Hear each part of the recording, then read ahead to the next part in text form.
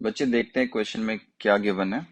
हमारे पास ये कार्ड है जो पोजीशन x1 पे रखा हुआ है and this position is 3√3 metre. ये पोजीशन पे है।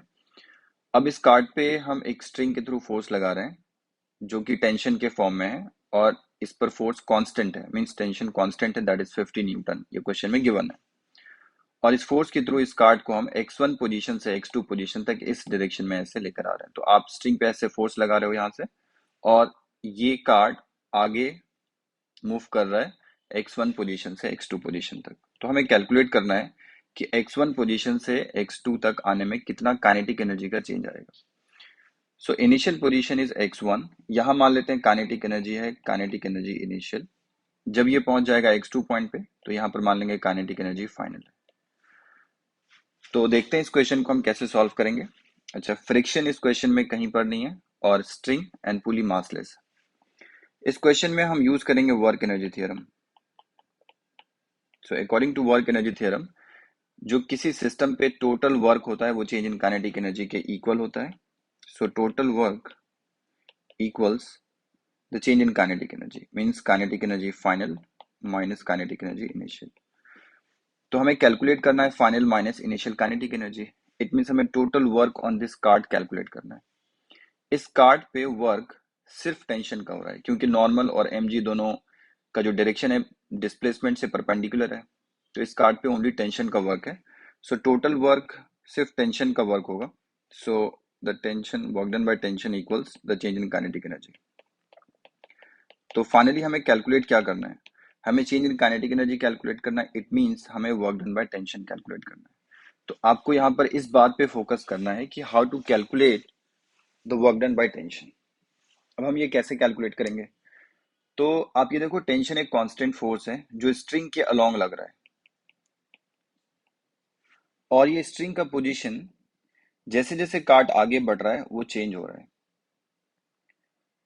तो अभी हम कैसे कैलकुलेट करेंगे इसको, तो आप इसको समझो। एक मैंने वर्क का फॉर्मूला बताया है पहले भी। वर्क क्या होता है, एक फॉर्मूला होता है वर्क का, force into displacement in the direction of force, in the direction of force. Just इसको जो हम force into displacement into cos theta लिखते हैं, तो फोर्स को आप ऐसे ही रहने दो, डी कॉस थीटा एक साथ ले लो। तो डी कॉस थीटा क्या होगा, displacement in the direction of force. तो ये डेफिनेशन का यूज करके मैं इस पे work done by tension calculate करूंगा। देखते हैं हम कैसे कैलकुलेट करेंगे। तो अब देखो हमें कैलकुलेट क्या करना था कि कार्ड x1 से x2 तक जाएगा तो डिस्प्लेसमेंट अलोंग द स्ट्रिंग कितना होगा। तो वर्क डन बाय टेंशन हो जाएगा टेंशन फोर्स जो कि कांस्टेंट है 50 के बराबर, इनटू अब यहाँ पर हमें लिखना है कि what is the displacement, what is the component of displacement along string when cart moves from x1 position to x2 position. तो अब ये कैसे कैलकुलेट होगा, ये बहुत ही इंपॉर्टेंट पार्ट है। तो देखते हैं कैसे इसको कैलकुलेट करेंगे। x1 से x2 पोजीशन को क्या करो, बहुत छोटे छोटे से डिस्प्लेसमेंट में डिवाइड करो। तो कार्ट अगर छोटा सा डिस्प्लेसमेंट dx करता है यहाँ पर और टेंशन इस डायरेक्शन में है तो इसके बीच का एंगल कुछ अगर थीटा हम मान लें, तो along the length of the string dx का कंपोनेंट क्या हो जाएगा, dx cos थीटा। फिर उसके बाद थोड़ी टाइम के बाद ये कार्ड यहाँ पहुंच जाएगा। जब इस पोजीशन पर है तो अगेन डिस्प्लेसमेंट dx ले लो and this theta is theta dash now, क्योंकि ये चेंज हो चुका होगा। अब टेंशन इस डायरेक्शन में है। अब इसका dx का कंपोनेंट अगर हम along the length of the string लेंगे तो क्या होगा, dx cos थीटा डैश। तो ऐसे हर छोटे dx cos theta, dx cos theta dash, dx cos theta double dash, means हर एक छोटे डिस्प्लेसमेंट का जो कंपोनेंट होगा along the length of the string, वो सारे जब हम ऐड करेंगे तो वो बराबर होगा जितना लेंथ ये स्ट्रिंग का छोटा हो गया होगा x1 से x2 पोजीशन तक आने में।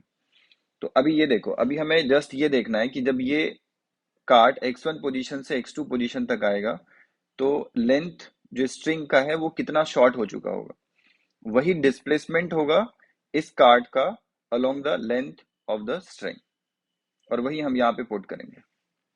तो अब ये कैसे कैलकुलेट करेंगे, तो एक ट्रायंगल बना लेते हैं। तो आप ये देखो कि मैं इसको कैसे प्लॉट करके कैलकुलेट करूंगा। तो आप ऐसा मान लो कि this position is x1 and this position is x2. Initially cart x1 position पे है और फाइनली कार्ट x2 पोजीशन पे आ जाता है। So this is x2। अब हमें ये लेंथ कैलकुलेट करना है। ये स्ट्रिंग है, बेसिकली ये स्ट्रिंग है इनिशियली, फिर बाद में ये हो गया स्ट्रिंग। तो आपको देखना है इस दोनों लाइन जो लेंथ है लाइन का उसमें कितना डिफरेंस है। वही हमारा लेंथ शॉर्ट लेंथ हो जाएगा जो शॉर्ट हो गया स्ट्रिंग का। तो हम कैसे कैलकुलेट करेंगे ये लेंथ, तो अभी देखते हैं। बहुत इजी है। ये हाइट 3 दिया हुआ है, ये x1 का पोजीशन 3√3 है and this is x equals 0। तो ये लेंथ हो जाएगा 3 square plus 3√3 square, this is 27। So 27 plus 9 is 36, √36 is 6। तो ये 6 मीटर हो गया। ये 3 मीटर है और x2 पोजीशन 4 मीटर है।